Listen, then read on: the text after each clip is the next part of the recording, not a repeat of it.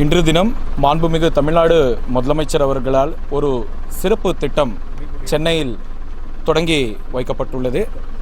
இந்த திட்டமின் பேர் முதலமைச்சரின் தாய்மானோர் திட்டம். 70 வயசுக்கு மேலே இருக்கக்கூடிய குடிமக்களுக்கும் மாற்றுத்திறனாளிகளுக்கு நேரடியாக அவருடைய வீட்டுக்கு சென்று குடிமை பொருள்கள் வழங்குவதற்காக ஒரு சிறப்பான திட்டம் இன்று காலை மாண்புமிகு தமிழ்நாடு முதலமைச்சர் அவர்கள் சென்னையில் தொடங்கி வைத்துள்ளார்கள். அதேபோல் மதுரை மாவட்டத்தில் இன்று தினம் மதுரை வடக்கு வட்டத்தில் மேற்கு ஒன்றியத்தில் சோழவந்தன் சட்டமன்ற உறுப்பினர்கள் மற்றும் உள்ளாட்சி பிரதிநிதிகளோடு இணைந்து ஆலத்தூர் பஞ்சாயத்தில் இன்று தினம் இந்த திட்டம் நாம் தொடங்கி வச்சிருக்கோம். இது ஒரு சிறப்பான திட்டம்.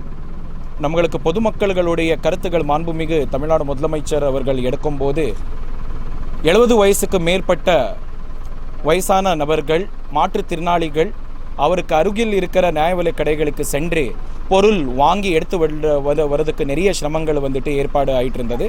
அதனால மாண்புமிகு தமிழ்நாடு முதலமைச்சர் அவர்கள் அவருடைய வீட்டுக்கே நேரடியாக சென்று கொடுக்கறதுக்காக ஒரு சிறப்பான முதலமைச்சரின் தாய்மானோர் திட்டம் என்று இன்று தினம் அறிவிச்சிருக்காங்க. அதே போல் மதுரை மாவட்டத்தில் 1389 நியாய விலை கடைகள் இருக்குது. 77,000க்கு மேற்பட்ட நபர்கள் மாற்றுத்திறனாளிகள் மற்றும் 70 வயசுக்கு மேற்பட்ட குடிமக்கள் எல்லாமே இருக்காங்க. இந்த திட்டத்தின் கீழ் 77,000க்கு மேற்பட்ட நபர்கள் மதுரை மாவட்டத்தில் பயனெடுக்க போகிறாங்க. ஸோ அதே போல் இந்த திட்டத்துக்காக மதுரை மாவட்டத்தில் இருக்கக்கூடிய 1389 நியாய விலை கடையும் கூட 725 கிளஸ்டராக நாம் பிரிச்சிருக்கோம். ஒவ்வொரு கிளஸ்டருக்கும் ஒரு முதன்மை நியாய விலை கடை தேர்வு பண்ணியிருக்கோம். அந்த முதன்மை நியாய விலை கடையில் மேக்சிமம் 60 நபர்களுக்கு ஒரு நியாய விலை கடை மாதிரி நாம் பிரிச்சிருக்கோம்.